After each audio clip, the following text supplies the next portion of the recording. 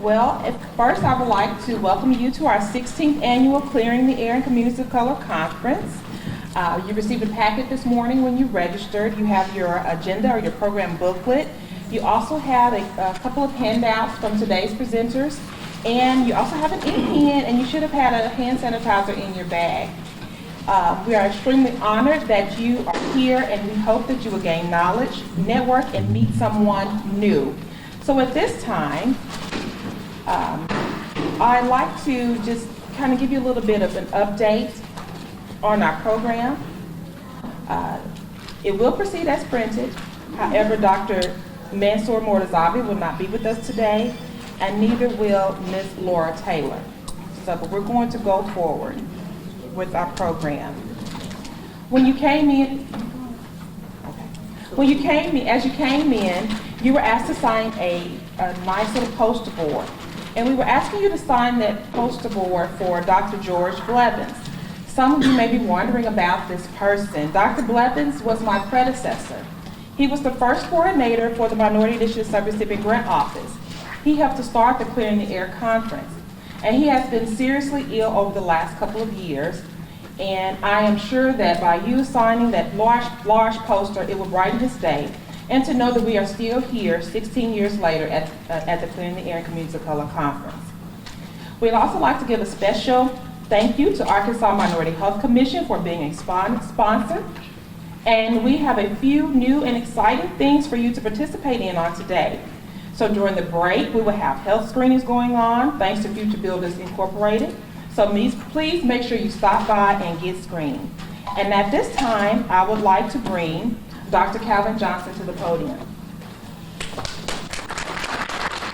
Good morning. Good morning.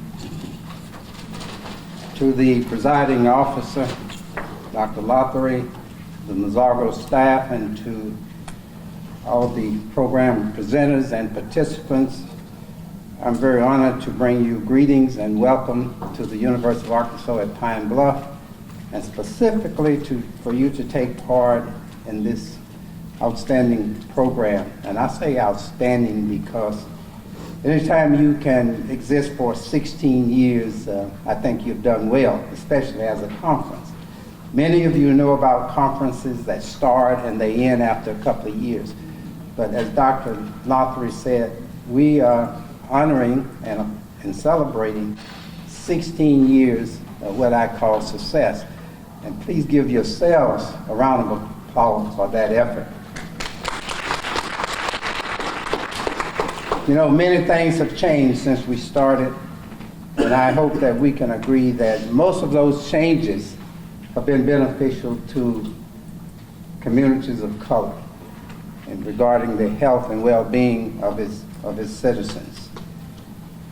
The conference started out, it was very small. I remember the first conference we had in the Hyper building, and Dr. Lothery, we were all anxious and waiting to see who and how many people would show up.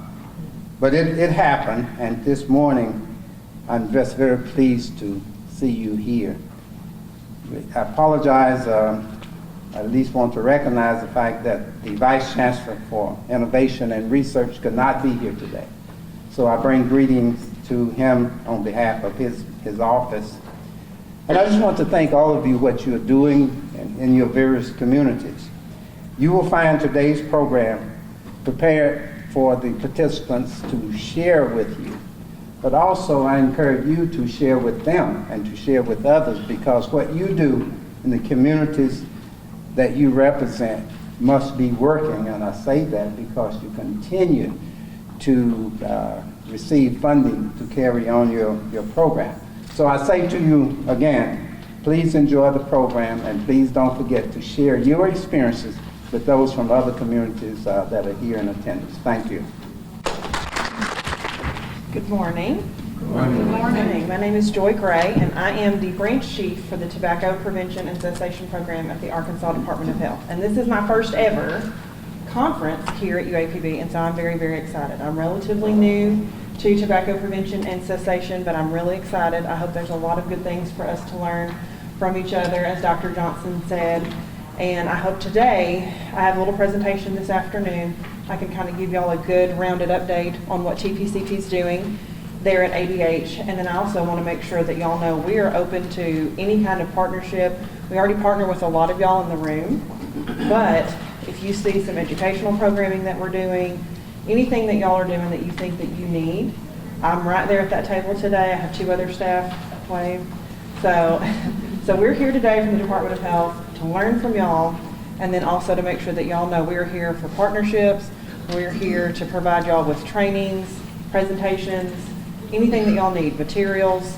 That's what we're here for. So I'm very excited to be here today. I'm excited to see the presentations and learn some new stuff and hopefully meet some new folks and form some new partnerships. So thank you for having us.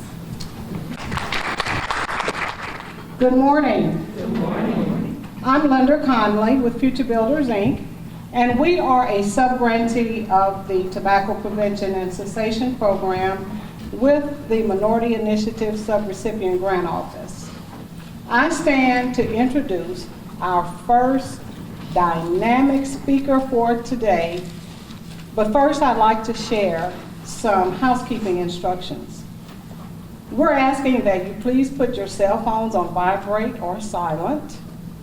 You can do that now if you would.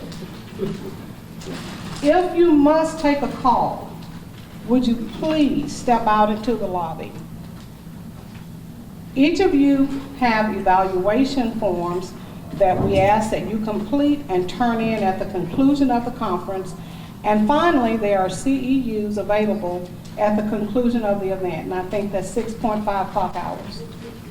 In addition, please be reminded that we have an opportunity for you to take health and wellness screenings, and when you're on break or your lunch hour, please do so.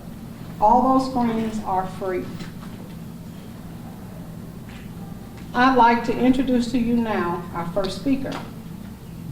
Myung Gai received her PhD in higher education from the University of Arizona and completed her postdoctorate training focusing on tobacco control at the Arizona Cancer Center. Dr. Gai is a former health disparity scholar for the National Institute on Minority Health and Health Disparities, and is currently a Mid-Atlantic regional leader for the Intercultural Cancer Council. Previous research focuses on social, behavioral, biological, and environmental determinants that contribute to health disparities among racial and ethnic minorities and other marginalized populations. Most recently, her research examines biobehavioral and environmental factors associated with tobacco-related disparities among young adults and adult populations. As principal investigator, she completed a study funded by the Truth Initiative that examined culturally targeted flavored little cigar and cigarillo smoking prevention media for Latino and African American youth. Dr. Guy is a faculty mentor in the Examining Development, Genes, and Environment Lab, also known as EDGE, where she co-mentors and collaborates with postdoctoral fellows to investigate the role of genetic and environmental influences on alcohol use among African Americans. Please help me welcome to the platform Dr. Myung Gai. Good morning, everyone. Good morning. Oh, come on. You can do better than that, right? So that was a really lovely introduction. Thank you very much. Isn't it amazing how they make you sound more important than you are? It's fun, right? You're just like, oh, wow. And then you're thinking, well, my students don't think anything about me.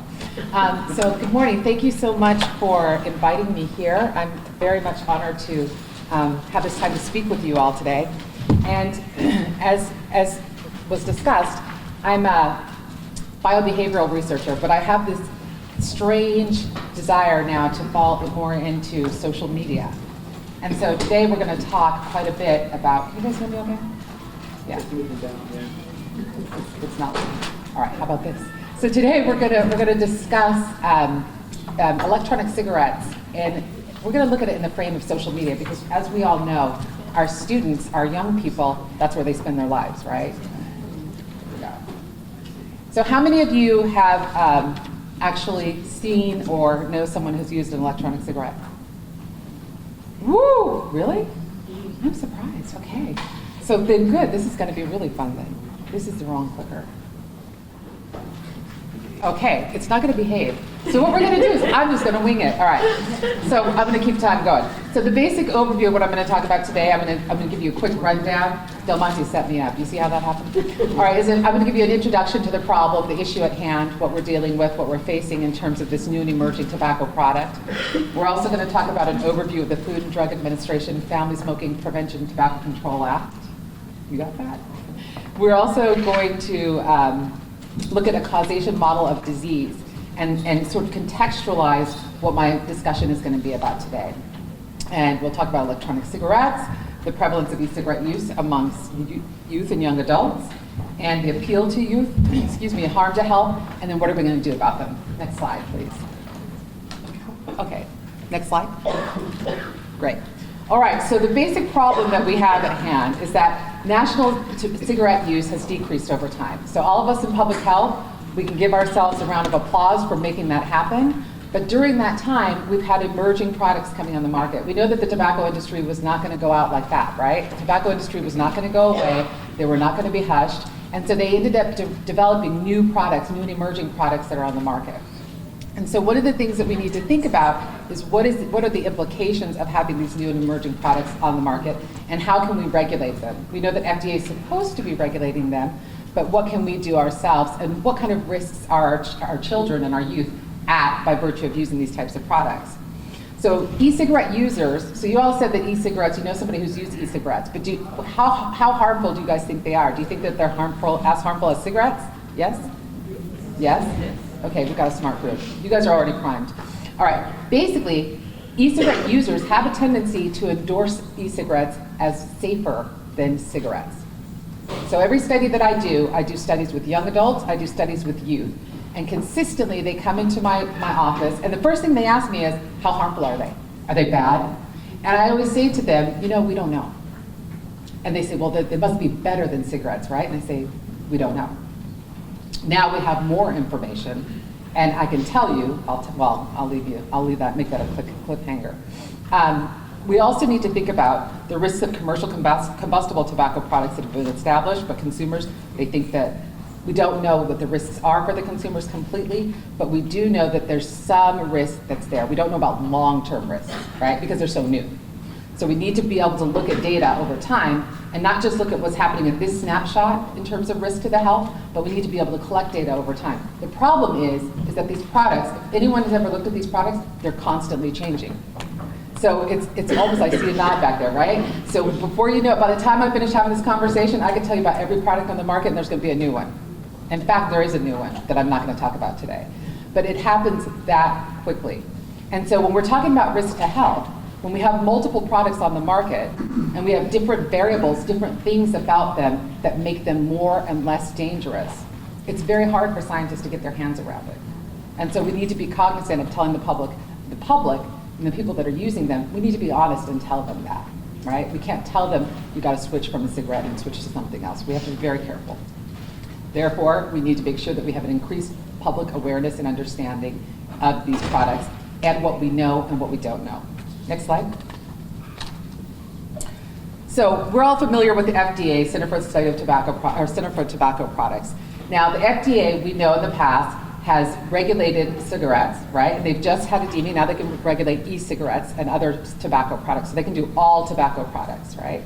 And the big win we had under 2009 was that we got rid of all flavored products with the exception of menthol cigarettes. Flavored cigarettes with the exception of menthol. Now, we have the possibility, we have the potential to regulate flavors again in electronic cigarettes. And I'm going to show you why it's so important that we do that. But we have to be mindful, each and every one of us, we have to make sure that we are aware of what we can do as constituents, as consumers, as community, to try to push that forward. Because they're not going to regulate these things if we don't make it happen, right? Democracy doesn't work, democracy only works if we make it happen. Next slide, please. So this is my causation model of disease here. Now here what you see is, you see 1, 2, 3, 4 sections. The first section is the vector. That would be the place where all of the issue initiates, the place where it starts, right? The second is the agent. The agent are, in this case, are e-cigarettes, or e-hookah, or e-cigars, or any other e-product that you may want to use. The basic environment that we're looking at is, where is this happening? Where is the information being transmitted? Where are the social norms transmitting? So some of them are in things like vape shops, some of them are at schools, but a lot of it's happening on social media. And that's why I wanted to focus so much on what we see in social media. You'll see kids every single day, even I'm a college professor, they're always glued to their phones, they don't speak, they're on Twitter, they're on texting, they're on Facebook, or something of that nature. So we need to understand what they're exposed to in that environment. And the host are our youth. Those are the ones that we need to be mindful of. Next slide. So what are e-cigarettes? So e-cigarettes are electronic devices. This is just basically breaking it down. The vast majority of e-cigarettes on the market right now consist of a heater, a mouthpiece, I'm used to using my hands, sorry, a chamber that contains propylene glycol, vegetable glycerin, and other chemicals, and it frequently includes nicotine, okay? You will see e-cigarette liquids on the market that say that there's 0 nicotine. There are no e-cigarette liquids that contain 0 nicotine, even though they are labeled as such, okay? So do not let it fool you. There's no such thing as a 0 nicotine e-liquid. So these kids that think that they're not using nicotine are using nicotine. Next slide. This just shows you how they work.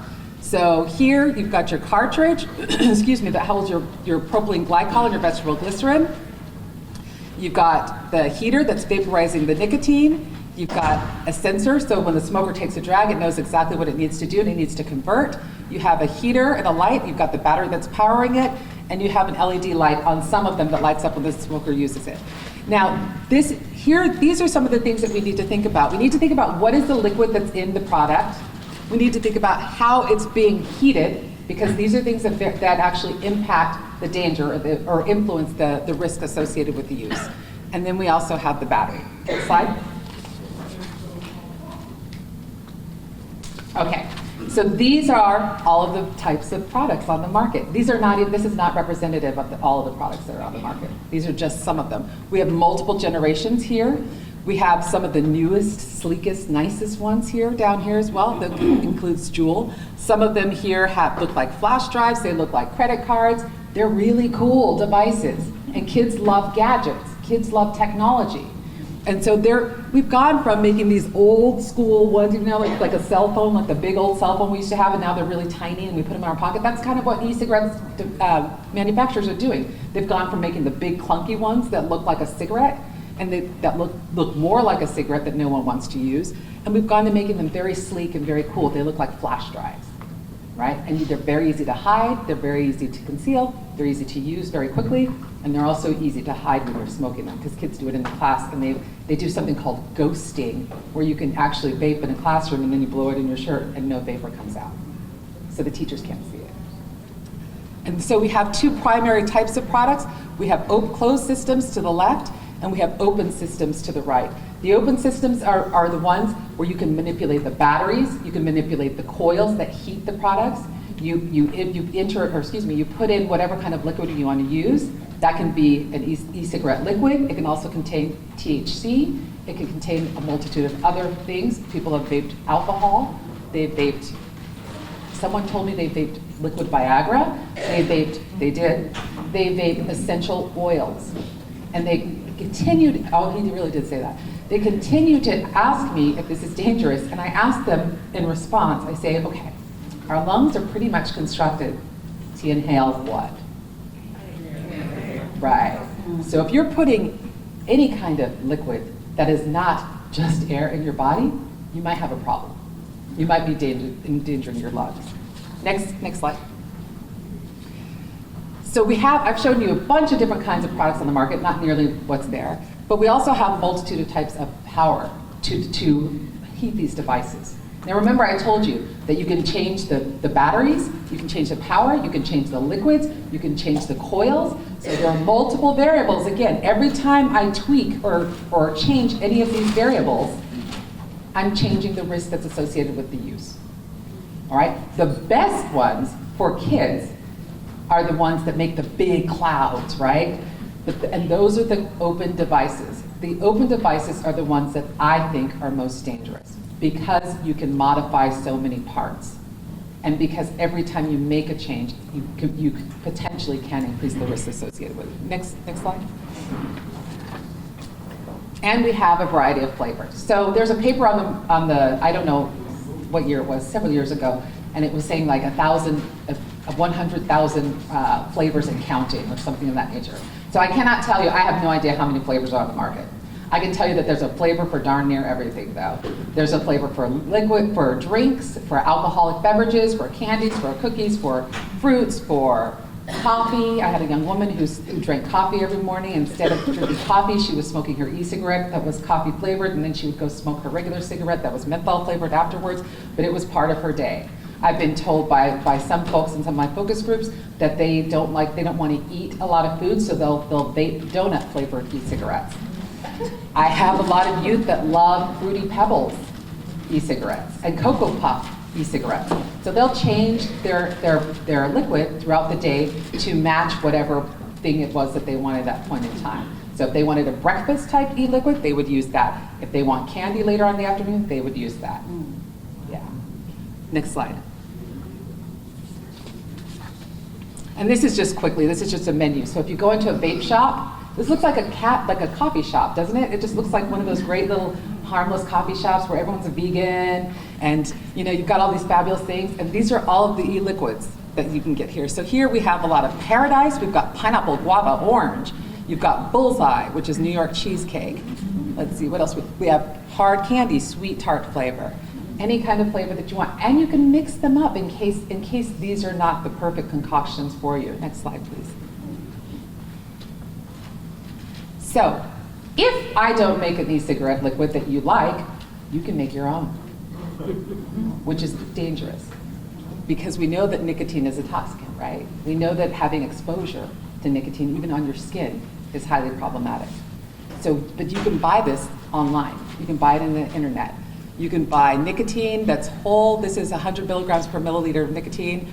You can buy the propylene glycol to mix it with, and you can buy the vegetable glycerin to mix it with. And all of these lovely little symbols, these are not things that I made up. I actually looked online at places that sell e-liquids, the DIY products, and I just took pictures of the products that they were selling. So we can have bubble gum, we can have donuts, told you. We can have cotton candy. I think those are Fruit Loops. And we can have churros, yes, my favorite dessert. We can have gummy bears, fruit, and mint, of course. Next slide, please. Next slide. Next slide. Ooh, let's see if this works. All right, we're gonna talk about the growing trend amongst youth, but I'm hoping that my video actually, yay, works. Let's hit it. I play baseball, basketball, and play football. Those are the three sports that I play, big time. When I first started vaping, I just turned 15 years old, so I've been doing it for about a year now. All my teammates do it. It's just pretty normal for everybody to do it. People that I know that do it, they're like good students, like straight A's.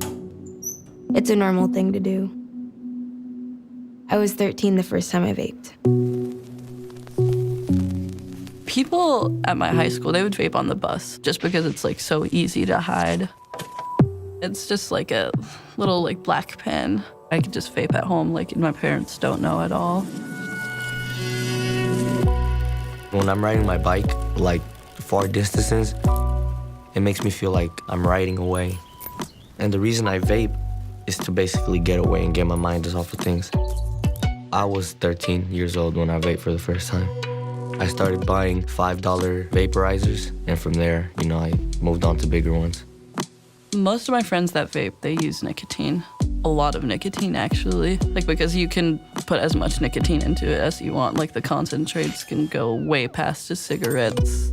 There are too many flavors to count. There are endless amounts that you can get. There's cotton candy, bubblegum, peppermint. Some that taste like pancakes, coffee flavor. I heard one was unicorn puke. It sounds like cartoon flavors or something. It makes them seem a little bit more kid-friendly, so people are like okay with doing it. Some of my friends, they're sponsored by vape companies. They just get sent stuff for free because then they like make YouTube videos of all the tricks that they're doing and they're like, oh, this is the juice I'm using, this is the mod I'm using. A lot of people post them on their Snapchat stories or on Instagram of them vaping. They tend to be more popular. You know, I can look up vape and a whole bunch of videos will come up and I can see what kind of cool tricks they're doing, learn what the name is, and I can go look it up on YouTube about how to do it. It's the whole culture. It's kind of a big deal for a lot of people that I know. Sometimes I do feel pressured into vaping. With all this social media nowadays, it has a really big effect on what people just think about you. If you don't vape, you're looked at as an outsider, so everybody does it. I think people that you would never expect would definitely be vapors. It's becoming like more and more popular. Vaping is considered cool in my group of friends. It might just be the fact that you're doing something you know you shouldn't be doing. There's no worry that our parents are gonna find us vaping on social media. We've gotten really good at hiding it from our parents. I know I'm underage, but it's just something that I do. I won't let it affect my future.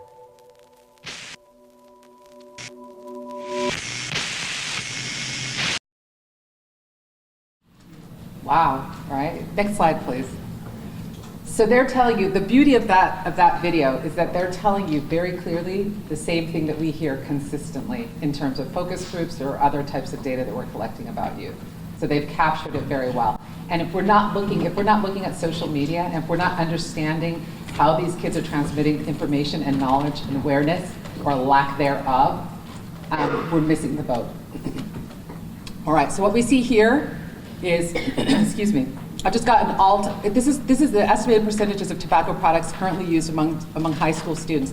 This is across all products, right? But the first one you can see is any tobacco product. The one I want to hone in here is on e-cigarettes specifically. So this is the time period of 2011 to 2018. So we see in 2011, it was significantly lower, probably because we were back then using those old school devices and they weren't quite as popular, right? They haven't developed the sleek designs and they weren't as popular among youth.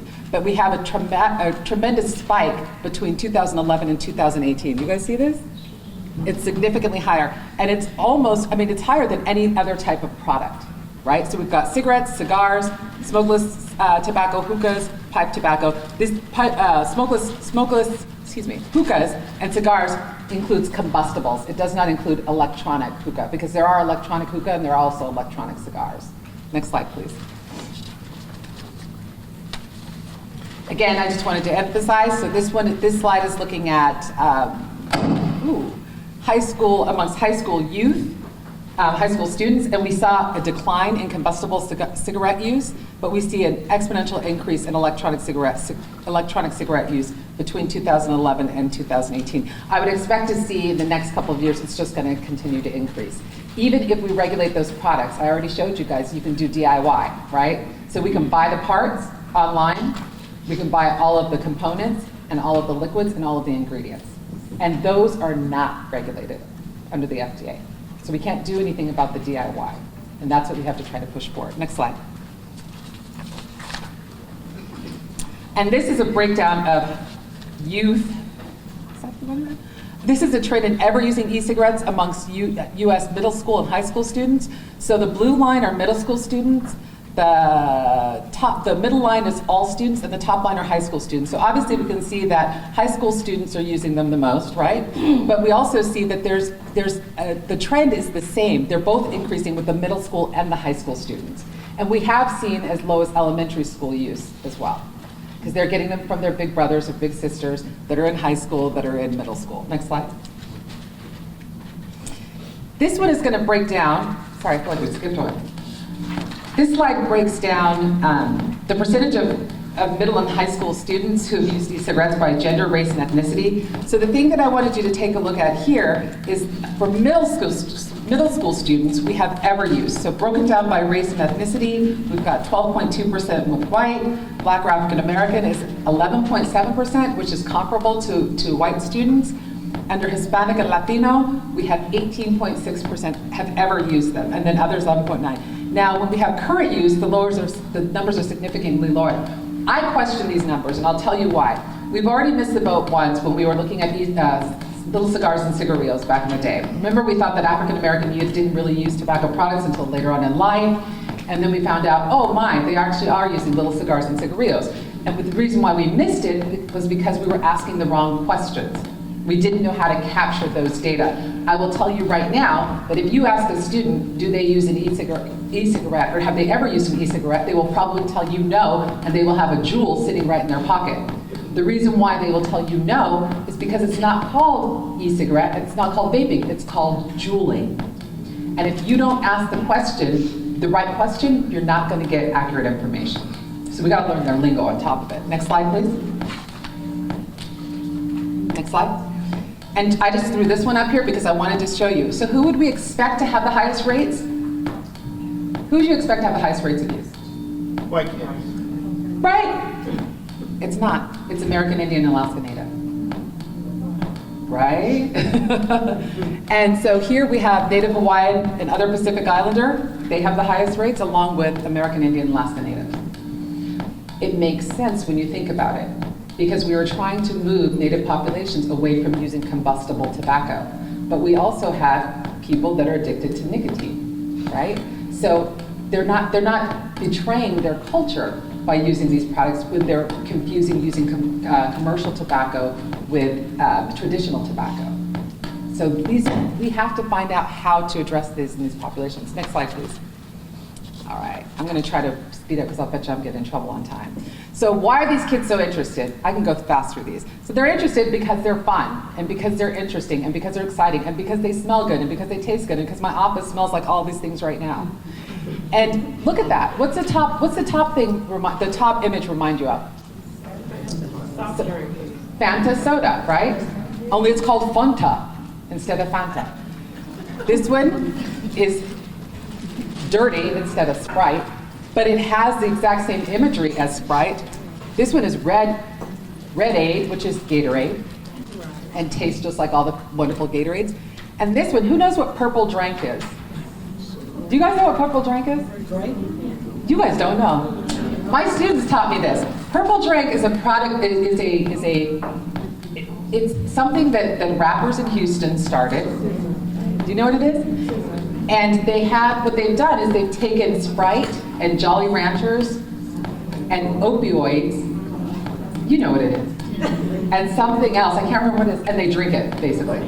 So they get high from this product. So not only do we have something that tastes like purple drink, but we're also reminding people that purple drink is out there, right? Who are they targeting with this? These are not adults. These are not people trying to quit smoking cigarettes. Next slide, please. And then we have candy flavors. So we have every kind of Jolly Rancher flavor that you could possibly imagine, right? So you can have the watermelon, you have grape, next slide, you have apple. We have Skittles. Oh, one more back. Back one. You have Skittles, and not only can you get the Skittles, but you can buy two and you can get one free, just in case you can't afford it. Okay? So when they have to clear out their products, you can just buy more. And they do the same thing. We did this before. We see this already with little cigars and cigarillos, right? You get 2 for 1. It's the same practice. Next slide, please. And these are more candies, just because I love candy. Next slide. You've got bubble gum, so in case you're not a candy eater and you need some gum but can't chew it in class. Next slide. And you have all of the foods that we talked about. So you've got maple pancakes, cupcakes, whipped cream, vanilla.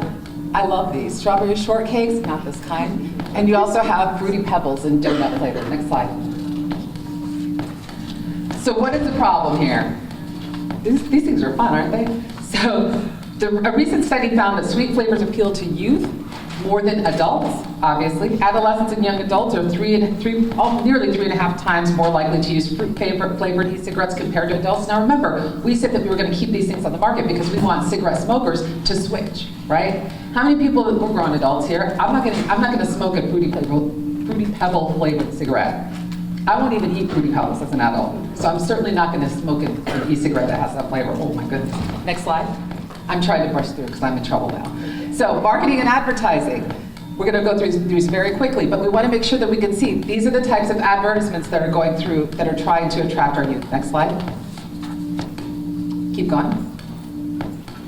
This slide in particular, they're replicating American Spirits, which we know is a product that's appealing to young people. Next slide. And we have celebrities that are kind enough to endorse these products for us. Next slide. And if Bow Wow's using them, and if Dave Chappelle's using them, why shouldn't we? These are on Netflix. And so they can do these, they can smoke these anywhere now. You can do it on a video, you can do it on a I saw it on Real Housewives one time. You can do it on TV. You can't do that with cigarettes. Next slide. And geez, Malia does it. So why can't we? Next slide. Now, not only do we have lots of celebrities that are using these products, but we also have celebrities that have their own brand. So they use the products and then they also have their own brand and they sell them to youth as well. This is where you see them. You see them in their videos. So they're marketing their own products in the videos. Next slide. And Tom Joyner. Someone told me that they heard Tom Joyner. So the reason why I have Tom Joyner on here is not because he uses e-cigarettes, but it's because I was driving to work one day and I very rarely listen to anything but news. I happened to turn on, I heard the Tom Joyner show, and immediately I heard an ad for Juul.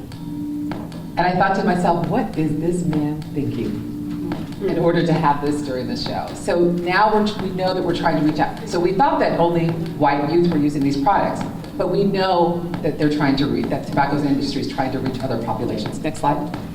And remember these old school ads that had women? We're just replicating the new ads. We're just showing them the same way. Next slide. Same thing here. And we have all the candy flavors. What are kids thinking? Keep going. They're thinking that they're not as harmful. They think that they're safer because they're flavored, and that they're less harmful. And they think that they're not using nicotine. Sorry, next slide. What's the big deal? This is what I want to get at. All right. So this is a study that my group did, and we were looking at sugar and aldehyde. Aldehydes are some of the toxicants and constituents that you find in cigarette smoke, carcinogens, that we don't expect to see in e-cigarettes. But what we found in ours is that sugars and aldehydes were identified in unheated e-liquids.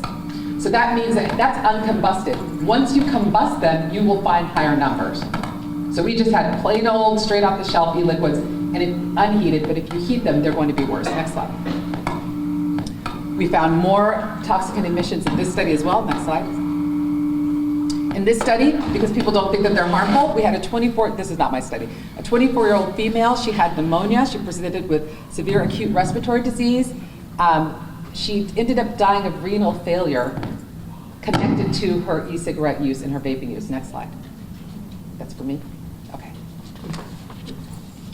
And again, we're talking about e-liquids. We have risk to lung. So the PG-VG, remember, if it's not air, it doesn't belong there. So the PG-VG ratio is one of the things that is problematic and causes chronic respiratory lung disease. Next slide. And this is a study that's specifically about youth, so it just shows that nicotine exposure during adolescence is associated with deficits in working memory, attention, and auditory processing. Geez, I just thought my students were lazy. They're all vaping, you see? But and we need to make sure that we don't have exposure. Next slide. And this one is an important one. Most of the studies that I've done, this is with adults, mind you, not even kids. Adults assumed that e-cigarettes were less harmful than cigarettes.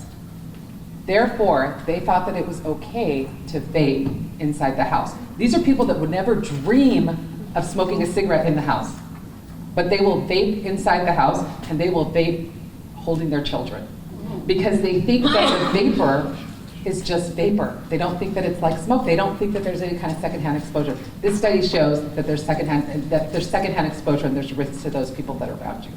Next slide. So what can we do? Next slide. So the FDA has a youth tobacco prevention plan. I'm going to blow through this really quickly, but please take a look at it. It's on the FDA website. We need to make sure that it's focusing on preventing youth access to tobacco products, curbing marketing of tobacco products. I don't know how we're going to do that with social media. And we need to educate. That's the thing that you can do as community members. Educate yourselves, educate your community and make sure that they understand the risks that are associated with these products. People have died. People will die. People will get very ill. The students, the kids, excuse me, the youth that are around us today will have significant chronic diseases, not just addicted to nicotine dependence, but respiratory disease, cardiovascular disease, because of the high levels of nicotine that we have in these products. Now we know that African American young men have a higher predisposition for early onset chronic disease, cardiovascular disease.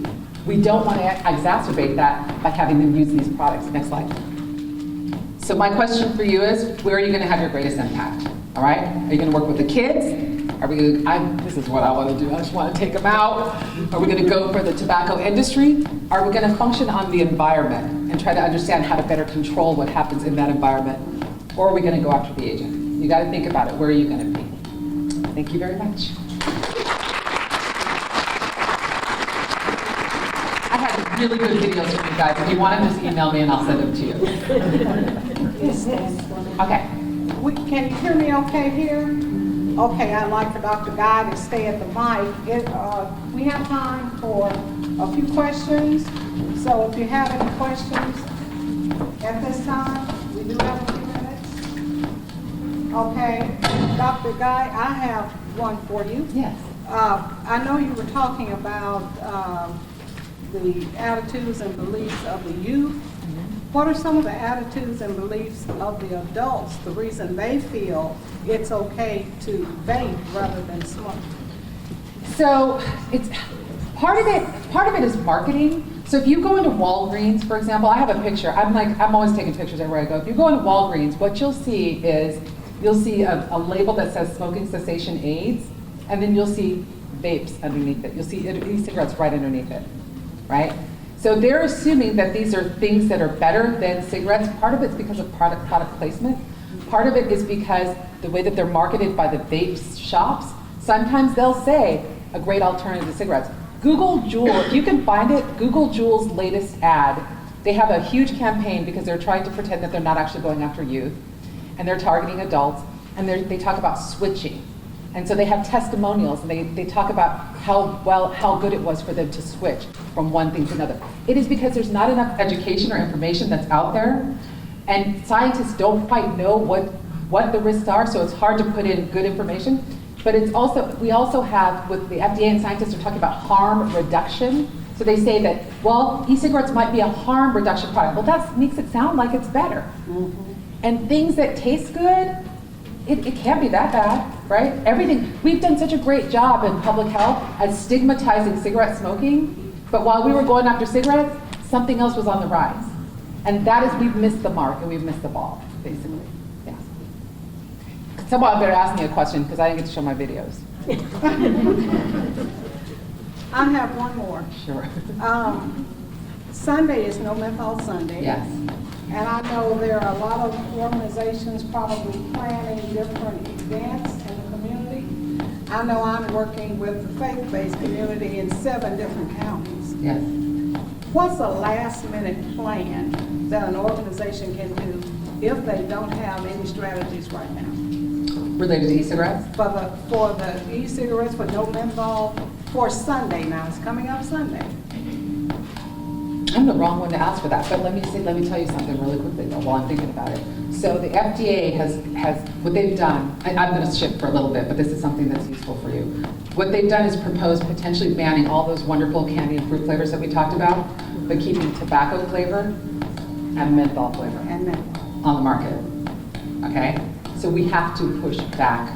You have to educate. When you're educating on that menthol cigarette, you simultaneously educate on that menthol e-cigarette, because we may not get it off the market. So put that information out there, put them hand in hand, and equate them. And when you talk about them together, people may start to see the danger with the cigarettes may transfer to the danger of the e-cigarettes, and they may start to see them in the same light, and that can be very helpful. I think very useful. I don't know what else to tell you on Sunday. Okay, thank you, Dr. Any more questions? Any questions? Okay, and Kelley, thank Dr.